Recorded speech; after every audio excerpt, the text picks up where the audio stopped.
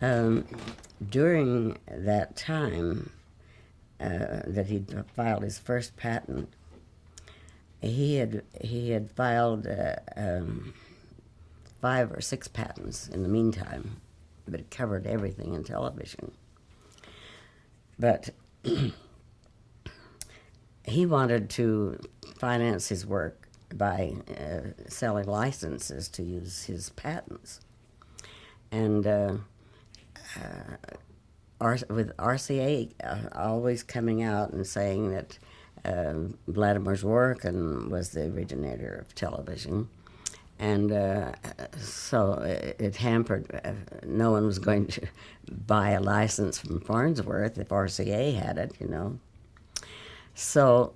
And their claim on its work in invented television was based on what? It was on his 1923 patent, which was a tube that he later, in this hearing, said that it was the iconoscope. It was not the iconoscope. In the 48 page ruling they put out on this, they point out that what they call the iconoscope, or were trying to put it on, was not that original tube. In fact, he was describing 3 different tubes. And it didn't Anyway, work. so Phil went to the patent office and he said, "We need a ruling on this." And so they were taking depositions of everyone that had anything on the subject. And this went on for quite a while. It was 1934. And they came, they asked Phil if he had told anyone about his television ideas, because RCA said no person, no boy of 15 could come up with that complicated concept.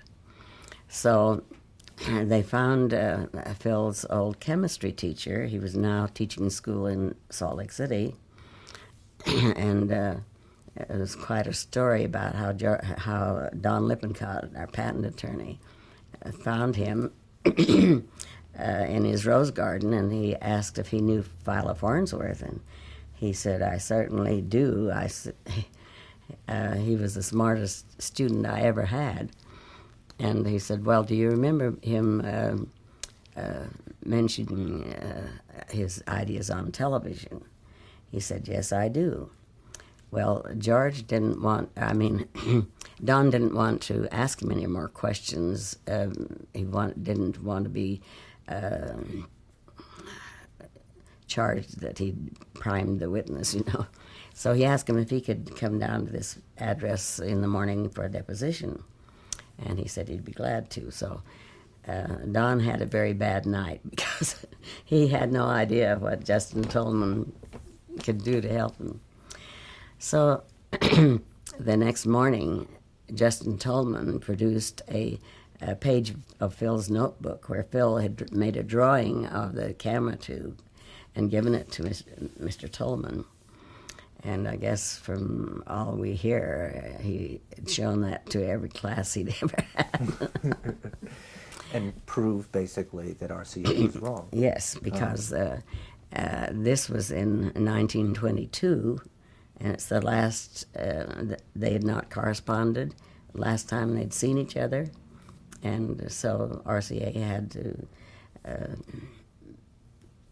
give in on that idea. And the ruling came down in Phil's favor? Yes. At that time, we were demonstrating at the Franklin Institute, and Dr. Zworykin hadn't been able to produce any notes that he'd made a tube, or any tube that he'd made, or anything.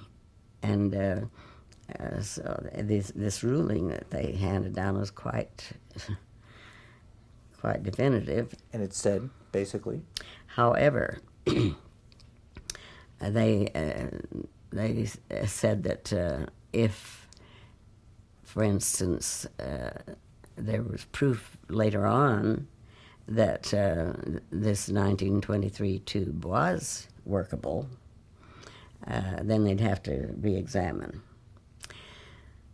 And RCA appealed in 1935, and I don't know whether 36 or not, but there were 2 appeals, and all of them were haven't changed the first ruling. Can you tell me in essence what the ruling says? Tell us what, in essence, the ruling declared in 1934. Well,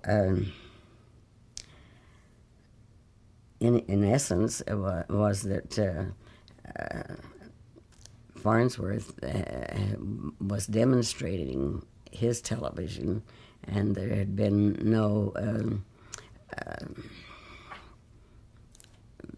proof put there by his work, and that he had a working tube. Therefore, They made a ruling that Farnsworth was the original inventor of electronic television.